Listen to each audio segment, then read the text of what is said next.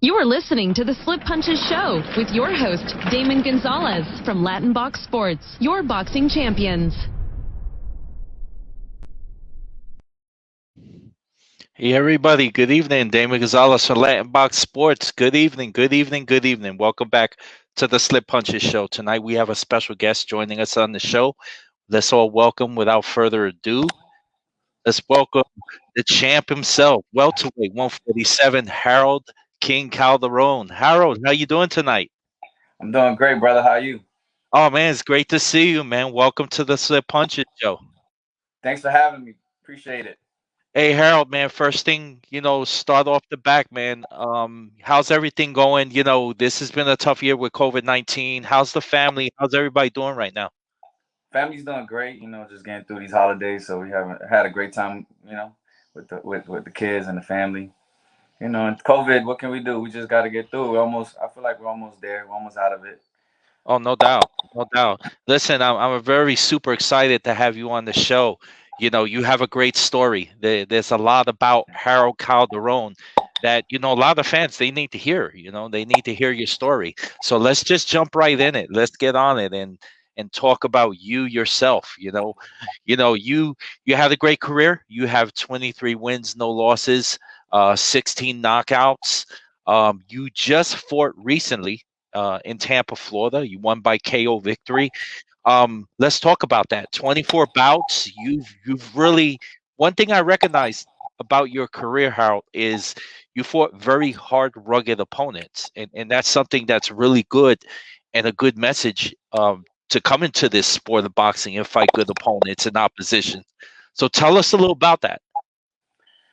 I've been in the game for this is gonna be my 7th year now, professional in the professional ranks, and since day one, I just wanted to keep to fight and step up the level of competition every time, and I've done the best that I can with the team that I've gotten. You know what I mean? Like if it was for me, I'll fight any world champion today if I had the opportunity. But you know how it is. I have to work my way and fight these guys and fight these journeymen, and just continue to uh, climb the ranks basically. And I'm getting there. I'm getting real close to it, to fighting for a world title and all that. Well, Harold, let's talk about the beginning. When you started fighting, you made your pro debut in 2013. The Yeah, one thing interesting about your career that I recognize is that have gloves will travel. When you started fighting, you started your pro debut in Colombia. You fought in Colombia. that's right. How was that experience, and what led from this Chicago man Right. to wind up in Florida and then fighting the beginning leg of his career? And we'll get into that. But let's start with the pro debut in Colombia. Yeah, so basically, I was an amateur. I had a good amateur career too. I was in the amateurs for about 6 years. Um, Won a couple state tournaments. I went to national tournaments. I won a silver medal in the Central Olympic Games 2013, early in February. And then I felt like it was time to turn pro. But it was like at that time in Miami, there weren't that many fights going on, and there weren't too many promoters in Miami, and like the boxing world didn't take Miami serious. I think that's what was going Right. on. So there wasn't no shows. So I took it on myself to get a fight. I was at the gym where I was training at. There was this guy. His name is Milton. He's a fighter. He's a pro fighter too, but Uh-huh. he does shows in Colombia. He told me if I wanted to do it, and I was like, it's perfect timing. I was like, I'll do it. I don't have nobody else, and yeah, I wasn't signed to nobody, and I have nobody pushing my pro career. Nobody really believed in what I wanted to do, and so I took it on myself, and I was like, we're gonna do this. I'm down. Wherever I fly, wherever. And that's my point right there, because you started, you fought, you won by unanimous decision in your pro debut. You got your feet wet, I fought in the a pros. tricky vet too. I don't know if you guys know him, but he fought a lot of good guys, and so I was nervous. This is one of the few times that I got nervous because this is my first fight professionally. Sure. You know what I mean? So it comes with it, but so I guess his experience got the best of me because I was winning every round, but it was like I was trying to knock him out, but I was just trying to force it, and he started playing these like mind games with me, like started doing like funny faces and doing like all type of crazy gestures and stuff like that. Kind of threw me off my zone. But I learned from that fight, like, okay, I just have to just stay focused and just, just handle business. Like a lot of the guys gonna try to do a lot of crazy stuff in the ring, but just follow the game plan and execute. Then it just got a little more. Just looking at your career, it got like a world tour because then you fought 3, 4 times in Santo Domingo Yeah, after that Colombia fight. Then you went back to Colombia. yeah. How'd you wind up going to Santo Domingo and you executed and won? That's when you started as a pro to see your punch and you executed. You knocked out your opponents in Santo Domingo. How was that experience down there? Uh, it was cool. My wife is Dominican, and I got, she got a lot of family there, and I know a lot of people there. That's what's up. All right. So I met this promoter. He was actually at the same gym that I told you I had turned pro. It was this other promoter that was there. His name is what's his name? Felix or Virgilio, something like that. I forgot his name, but he's a promoter. He's from DR, and he like if I wanted to do a fight out there, and I was like, hey, I don't got no fights here. Nobody's calling me right now, so I'm down. And I get a little vacation after, and in the tropics, I can't complain. In the Caribbean, after I win. So you have the nickname King. How'd you come up with the nickname, or did somebody give you that nickname? All right, so like you said, my first 11 fights were everywhere else but Miami. But Miami, But my correct. So it was finally I had the opportunity to fight in Miami, my hometown. Okay. In high school there was like a football game. They had the homecoming game, Right. so this was like the homecoming game for me. And Okay. everybody was like, homecoming, you're gonna be the homecoming king. So that's why I started. It was gonna be all right. You're gonna be homecoming king. So the theme was homecoming king. And then everybody's like, oh, after the fight, I wore a crown and everything. After I won, they gave me the crown, and we did the whole little homecoming vibe, and the name stuck. Everybody just started calling me king after that, and I stuck with it. I kept with it. You know what I mean? I'm not gonna not take it. Now, I'm one of those writers where I sit ringside in fights, and I actually sanctioned an NBA fight in Miami the one night you fought, and I watched you fight live. I was ringside, and boy, I was very impressed. I was very impressed by watching you fight, and it's not like watching on TV, man. When you watch these guys, you guys get in the ring and do your job and execute and do what you need to do. It's quite impressive. It's very motivating. Thank you, thank you.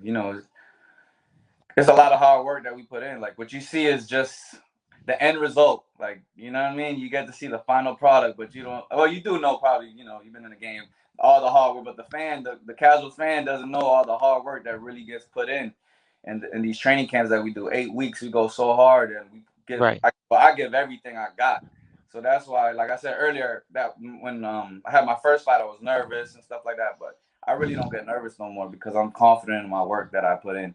I know that I did 110% and I didn't do nothing that you know what I mean? I gave it all. So I'm confident. Now, of course, we're going into the new year, and I'm so excited. Tomorrow is Happy New Year, man. So big shout out, champ. Happy New Year. I got you right before the ball dropped. Yeah.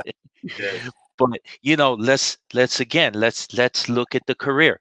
2018 in March to now, Right. your past 6 opponents, you KO'd and TK'd your last 6 opponents. Right. So you're on a tear Yeah. going into the new year. Yeah. And from what I'm hearing, we're looking at February 20th. You'll be back in the ring. Yeah, we back in the ring February 20th. I'll be fighting for the IBO international title and maybe for the NBA world title. I don't know yet. They're still working on that. So that's what's lining up for 2021, and we already lined up. Once I take care of business, I know I'm gonna be fighting right after because this is the year we going for all the straps, world titles. I only want world titles after this fight. You're a humble kid, Yes. but you're at a place of your career where you're headed right into your prime. Do you believe that? Oh, I know it. I see it. I feel it now. I feel it. I'm so confident. It's just like I don't know if you heard the saying. They say like when you do something for 10 years, you become a master. I feel like I'm a master in there, and and I still don't get complacent. I still try to learn every time I'm in the gym, trying to figure out my body, what works and what doesn't work, and I'm always just, adding tricks to my tool belt. You know what I mean? That I could pull out in any situation. Nobody has seen the best in me, and that's what really, upsets me sometimes, because nobody has seen like what I really got. You know what I mean? And not trying to take nothing away from none of my opponents, but nobody has pushed me. Sometimes I'm not gonna lie, I've gotten bored in the ring. You know what I mean, with some of these opponents that I've gotten, and I just handle business. But I'm not the promoter. I just do my job, and that's to take care of the opponent in front of me. So, I mean, let's translate this. And I'm not one of them dudes that I'm gonna call it out like, yo, let's call this one out, let's call that one out. But we're looking at a division that's stacked. We're looking at a division that has your of course, Errol Spence's and your Terrence Crawfords, and of course, let's get in there. Your Josecito Lopez, your Keith Thurmans, your Ugas. You're at a place in your career, you get a phone call. And of course, let's give a big shout out to your manager, Mr. Lewis, for doing the things, the structuring the things, what he needs to do with signature and the trademark and everything around you, man. It's really exciting stuff, and we'll get into that in a second. But it doesn't matter who you face. I mean, that's pretty much it. That's how I feel. Put them in front of me, I'm gonna handle business. I'm gonna do what I have to do. And like you said, those names, I belong in the mix with those names. Anybody in the top 15, I'm ready. I've been ready. I cracked the WA rankings one time. I was number 14. I'm not in it no more, but I was ready. Anybody would have called me, I would have took it. That was last year, but after the COVID, I didn't stay busy, so I guess I got taken off the rankings. But we coming right back, and now I got the team that's going to make sure we get what we got to get. And that's always been the thing I've been missing, is someone that believes in me and would risk and put anything on the line to get me where I got to be, because they believe in me. We got a big shout out from Team Reyes, Mark Reyes and his team. They're wishing you luck on your next show, and Happy New Year, champ. Appreciate you. I see you, Marky. That's what's up, man. That's great, man. And it's so awesome because timing is right now in your career. How humbling is it for you to be where you're at, positioned as a fighter, and what kind of message you want to give to the younger generation? Because you're in the gym and you help the young guys. So let's talk about that. Yeah, definitely. Like I've gotten a lot of experience in this game. And it's not only about boxing; it's about patience. It's so much to it. Like, you just have to. I have rough days where I'm like, I'm not where I want to be, but I know that I'm gonna get there as long as I continue to work hard. And I know that all the hard work and the sacrifices are gonna pay off. That's just how life works. You put in the work, you're gonna get your due. But a lot of people don't have the patience, or they give up hope. I have had days where I've been like, I don't know if I want to do this no more. Nobody's giving me the shot. You know what I mean? I'd rather be with my family or go do something else, because I give this. This is my life. It's not like it's my life. It's a lifestyle. I wake up boxing, go to sleep boxing, eat boxing. Everything is boxing, and it's been like this for 15 years, 16 years. I can't even keep count right now. And and now I'm starting to see everything come together, and I would question myself, oh, what's gonna happen? And now I know everything's happening just the way it was supposed to happen. You know what I mean? And God works in mysterious ways, and His timing is never wrong. So I just keep my faith, and I know that everything's gonna come. I'm gonna get what I deserve. When you look at the sport of boxing today, and you look at how things are, the structure, the business, and what have you, and you as pretty much an athlete, a future champion, a warrior, a prize fighter, everything that you are up and down the board, what are your thoughts of the business? Yeah, see, that's another thing. I've learned the game. And I can tell you, my first fight, before I turned professional, I realized that your own trainer will sell you off for $5, $500, to put you against an opponent that you not ready for at the time. You know what I mean? You're just coming into the ranks. You just come into the pro ranks, and you know you're still learning. You can't go in there your first fight fight somebody tough because you're not used to the lights. You're not used to getting punched in the face. You know, with headgear. So it's you just have to, with everything in life, you have to, you know, just get better at it and get experience. And now I'm ready for whatever. But you know, back then I was smart enough to know that I wasn't ready to take a tough fight at the time. You know what I mean? Because I know that in boxing, one loss, you're done. Yeah, So absolutely. I've been patient. I've been waiting my turn. I feel like everybody's had their chance, and now everybody's falling off. And you know, I'm next in line. I'm here. You know what I'm saying? And it's my turn. It's my turn. I waited. I've been patient and waited, and it's my time. There's no question about it. I believe that. Absolutely. You know, being raised here in Florida, as Florida is a tremendous, absolutely tremendous hotspot for getting work, especially training, especially sparring. Name some of the few that been part of that group of growing up in the Florida area, just working hard and sparring and taking things serious and doing the road work. I'm sure there's a few because again, it's a community. Believe it or not, it's what it is. You know, so give us a little shout out. Some of the people that been part of your group that always been professional, always put it out there and been a part of this.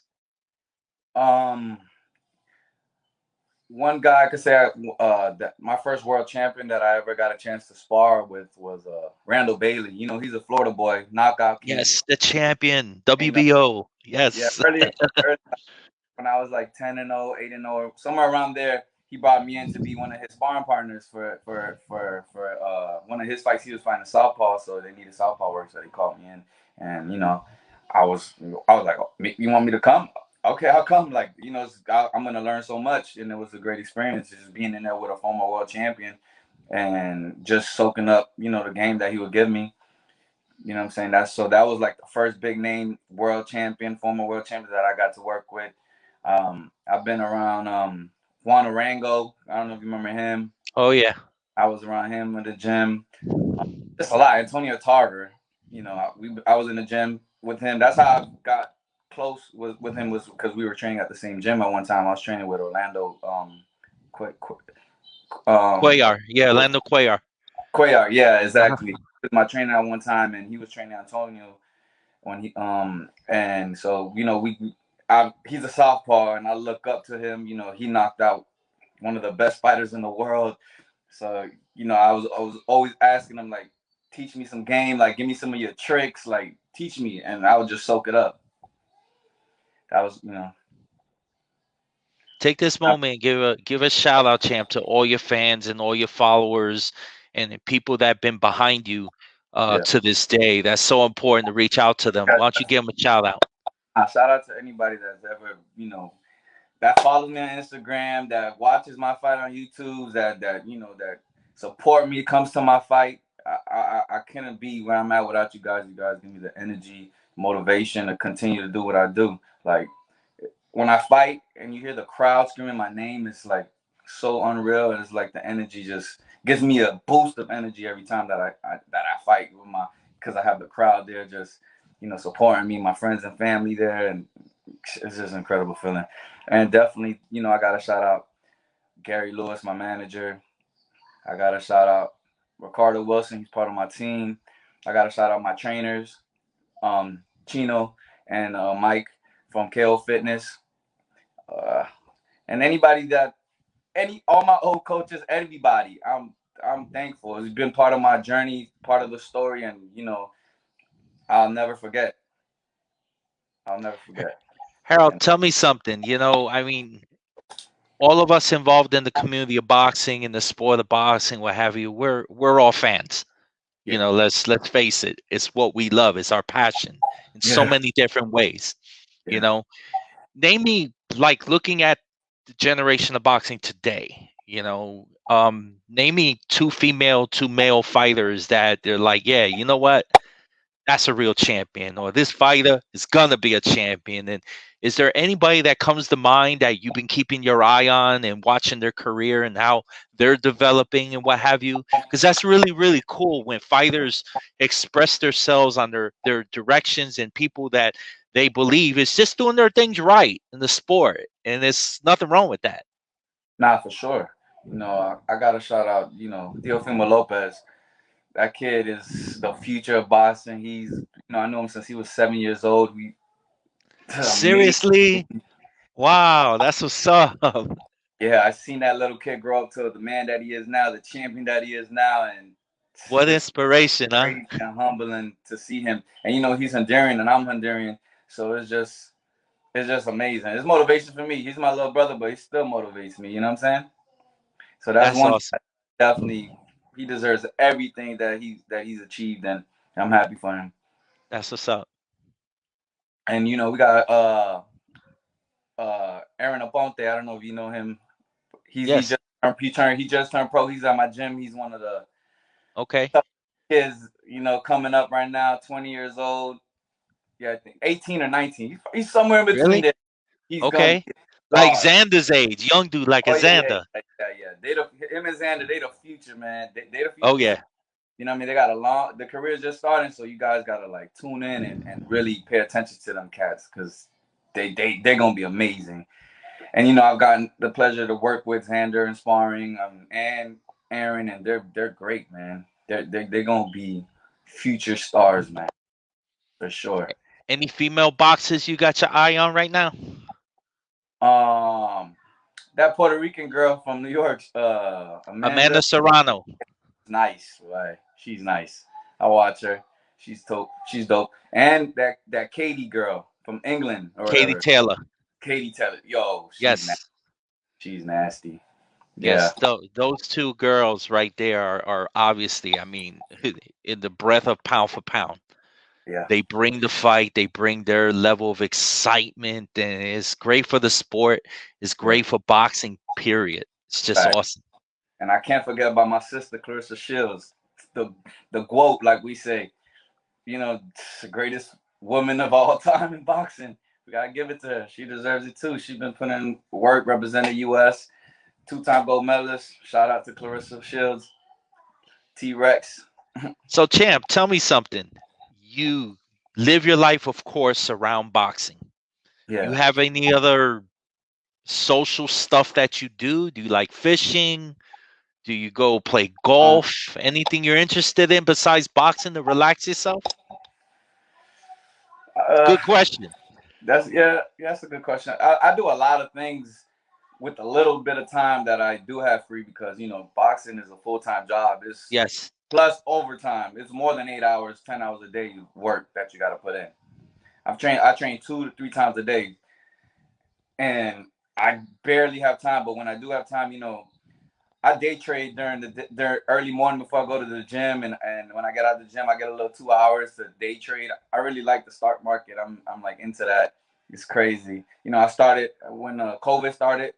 I would be home and I was just like, I want to do something, and then I saw it, and then somebody one of my boys was doing it. He mentored me and showed me the game, and now I just do it for fun, and and it pays too. So So I'm gonna take a shot in the wind, and it's to me, it's more of a common sense question. You seem like a fighter that I know you wrap your own hands. Am I correct? oh no, I don't wrap my hands, no. You don't? Oh, Nah, okay. I might start, but I get my hands wrapped by Ricardo Wilson, and Okay. he does a great job. He's been wrapping my hands pretty much my whole career. And But sometimes I ask questions such as, like in baseball, Wade Boggs used to eat chicken before he would play baseball. It's kind of ritual. right, You've been I knocking all these guys out. What is your fight glove? What is the glove? And we're not saying to endorse them, but where as far as the glove that whack when you land a punch and that, oh, my hands feel great.